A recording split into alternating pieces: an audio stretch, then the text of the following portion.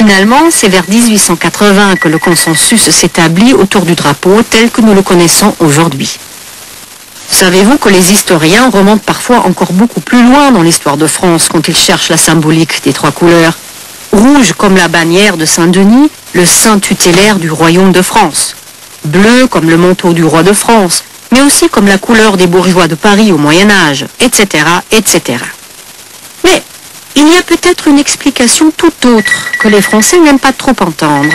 À l'époque de la Révolution française, le bleu, le blanc et le rouge sont très à la mode.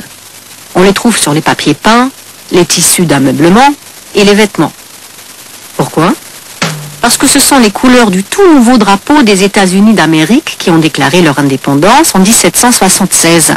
Porter ces couleurs-là était une façon de montrer sa sympathie pour les idées progressistes. Et vous vous souvenez du nom du général français qui s'est battu aux côtés des indépendantistes américains? Le général de Lafayette, bien sûr. De là à imaginer que Lafayette, grand admirateur des Américains, a juste repris les couleurs de leur drapeau, il n'y a qu'un pas. Un pas que les historiens français n'ont pas voulu franchir. Ils ont préféré la version d'un drapeau évoquant la réconciliation de Paris avec le roi. Il est vrai que c'est beaucoup plus joli comme mythe fondateur.